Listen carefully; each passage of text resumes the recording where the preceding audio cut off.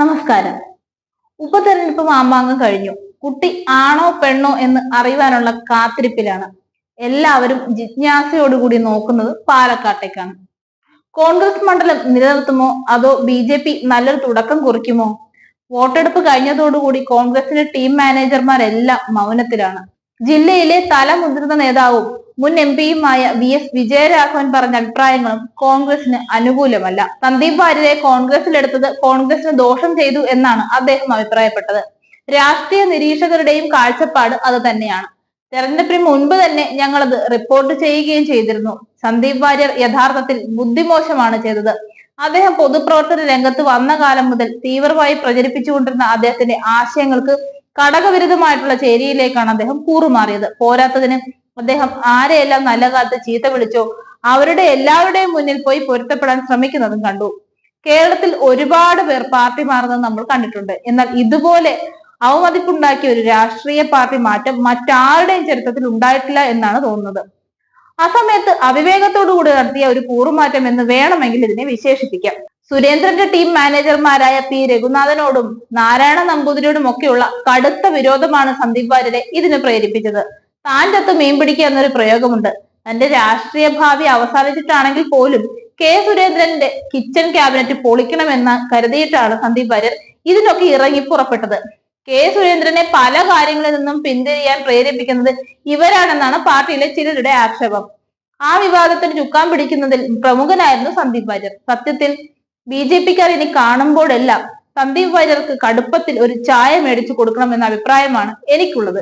കാരണം പാലക്കാട് BJP ജയിക്കുമ്പോൾ അതിന്റെ മുഴുവൻ ക്രെഡിറ്റും സന്ദീപ് വാര്യർക്കുള്ളതാണ്. BJP-യിൽ നിന്ന് രാജിവെച്ച് തൽക്കാലം മറ്റൊരു പാർട്ടിയിൽ പ്രവേശിക്കാതെ മാറുന്ന കാണിച്ച ഈ മുഴുവൻ പണികളും ചെയ്തിരുന്നെങ്കിൽ BJP സമ്മർദ്ദത്തിലായേനെ.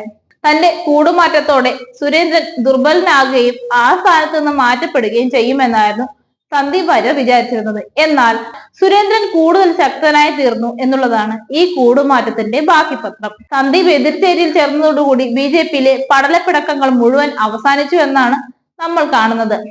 മുഴുവൻ BJP പ്രവർത്തകരും നേതൃത്വത്തിൽ പലരോടുമുള്ള അഭിപ്രായ വ്യത്യാസങ്ങൾ മുഴുവൻ മാറ്റിവെച്ച് അരയും തലയും മുറുക്കി കളത്തിലിറങ്ങി.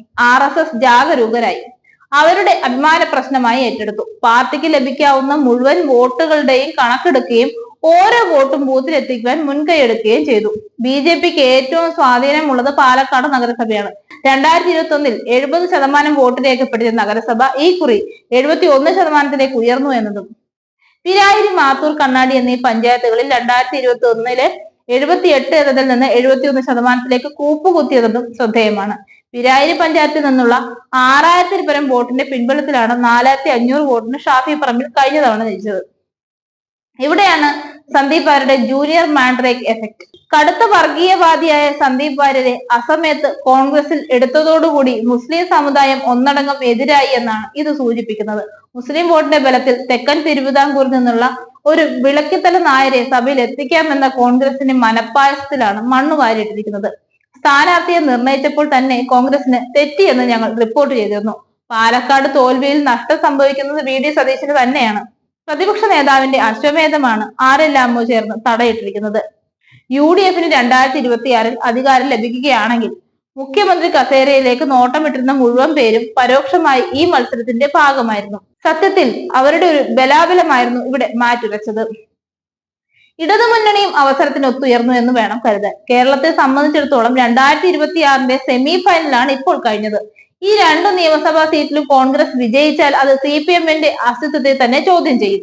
ചേലക്കര CPM-ന് ലഭിക്കുകയും പാലക്കാട് കോൺഗ്രസ് ലഭിക്കുകയും ചെയ്താൽ വീണ്ടും സമാസമത്തിലേക്ക് പോകും. എന്നാൽ പാലക്കാട് കോൺഗ്രസ് നഷ്ടമാകുന്ന ഒരു നില കൈവന്നാൽ UDF മുന്നണിയെ മാനസികമായി ക്ഷീണിപ്പിക്കുകയും അതുവഴി ഒരു മേൽക്കൈ നേടാൻ ഇടതുമുന്നണിയെ സഹായിക്കുകയും ചെയ്യും. അതുകൊണ്ട് തന്നെ 2021-ലെ പോലെ കോൺഗ്രസിന് വോട്ട് നൽകിയവർ സഹായിച്ചിട്ടുണ്ടാകാൻ സാധ്യതയില്ല. അത് ചേലക്കരയിൽ CPM-ഉം പാലക്കാട് BJP-യും ജയിക്കാനുള്ള സാധ്യത ഒരുക്കുന്നു. അങ്ങനെ വന്നാൽ 2026-ലെ തെരഞ്ഞെടുപ്പോടുകൂടി BJP കേരളത്തിൽ ശക്തി പ്രാപിക്കും. അത് കോൺഗ്രസിനെയും UDF-നെയും ക്ഷീണിപ്പിക്കും. മുനമ്പ് വിഷയം പാലക്കാട് BJP-യെ കുറച്ച് ഒന്നുമല്ല സഹായിച്ചിട്ടുള്ളത്. അത് മുൻകൂട്ടി കണ്ടാകാം K സുരേന്ദ്രൻ മുനമ്പ് വിഷയത്തിൽ ആവേശം കാണിച്ചത്. കൃത്യമായ കണക്കുകൂട്ടലോടെ ന്യൂനപക്ഷ മോർച്ചയെ അതിന്റെ ചുമതല ഏൽപ്പിച്ചു.